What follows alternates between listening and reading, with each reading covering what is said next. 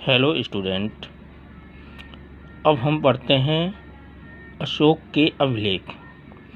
तो अशोक के अभिलेख की खोज किसने की? पहली चीज 1750 में टी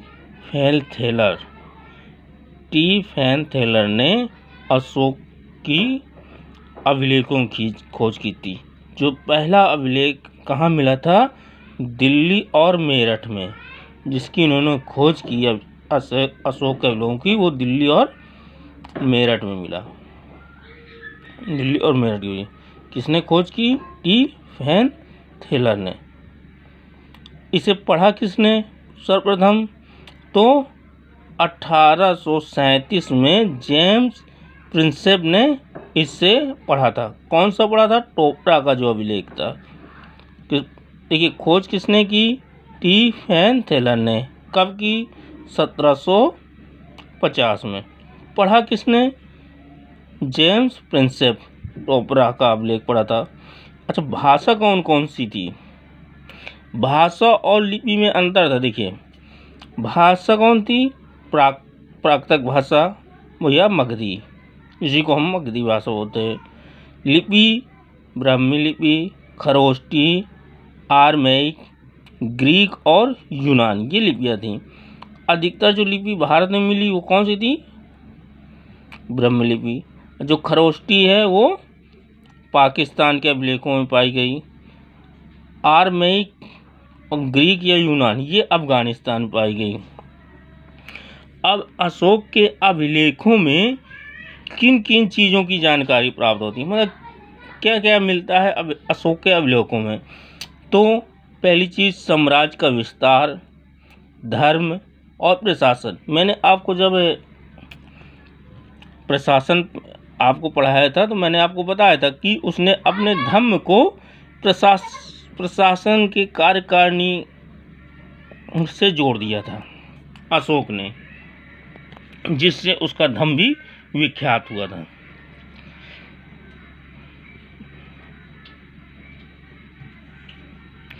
मौर्यवंशी अशोक भारतीय इतिहास में एकमात्र ऐसा शासक था जिसने लगभग 50 से अधिक अभिलेख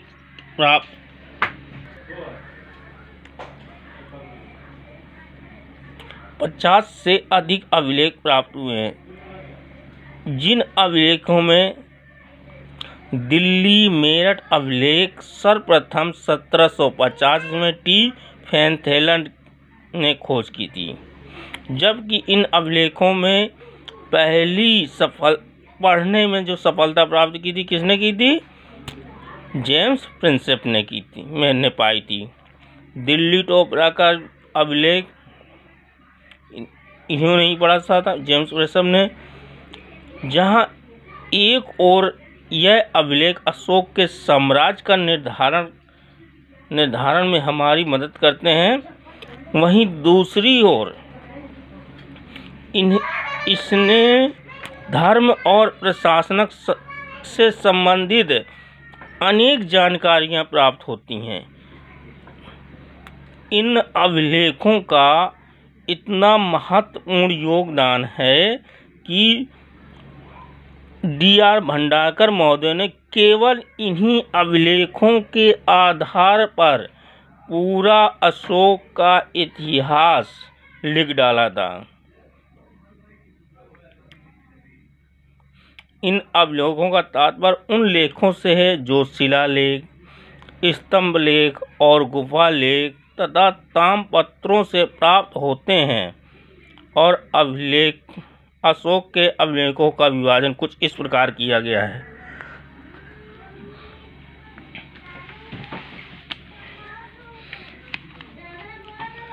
देखिए, अब अशोक के अभिलेख कुछ इस प्रकार इसका विभाजन किया गया है। पहली चीज, अशोक के अभिलेखों का विभाजन। पहला है आपका शिलालेख, फिर स्तंभ लेख, फिर ताम्रपत्र लेख, गुहा लेख और अन्य लेख। तो शिलालेख में कौन कौन है? बृहद या दीर्घ शिलालेख, इसकी भाषा कौन सी है? भाषा है प्राकृतिक भाषा। लिपि कौन सी है? खरोष्टी और ब्राह्मी लिपि। किसकी? शिलालेख की बृहद और दीर्घ शिलालेख। शिलालेख में आपको कौन कौन से देखिए, बृहद शिलालेख और लघु शिलालेख। और इसकी जो बृहद शिलालेख की जो लिपि है कौन सी है? खरोष्टी और ब्राह्मी। और भाषा कौन सी है? प्राकृतिक भाषा। और देखिए लघु शिलालेख, इसके बाद हम लघु शिलालेख को बता रहे हैं। स्तंभ लेख। स्तंभ लेख में भी दो भागों में इसका विभाजन किया गया है, बृहद स्तंभ लेख और लघु स्तंभ लेख। अब ताम्र लेख और गुहा लेख। गुहा लेख देखिए, गुहा लेख और लघु शिलालेख और गुहा लेख, इनकी भाषा कौन सी है? ये देखिए मैंने पूरा मैपिंग करके बनाया है। इनकी भाषा कौन सी है? भाषा है इनकी प्राकृतिक भाषा। और लिपि कौन सी है? ब्राह्मी लिपि। इसका ध्यान रखिएगा। लघु शिलालेख और गुहा लेख की भाषा कौन सी है? प्राकृतिक भाषा। लिपि कौन सी है? ब्राह्मी लिपि।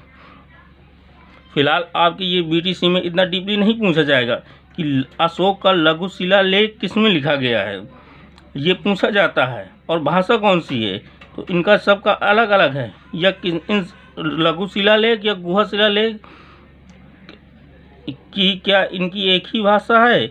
इस प्रकार भी क्वेश्चन पूछा जाता है। तो आप लोग याद रखिएगा, आगे आपके काम भी आएगा कि लघु शिलालेख और गुहा लेख, इनकी लिपि कौन सी है? इनकी लिपि ब्राह्मी लिपि। भाषा कौन सी है? प्राकृतिक भाषा।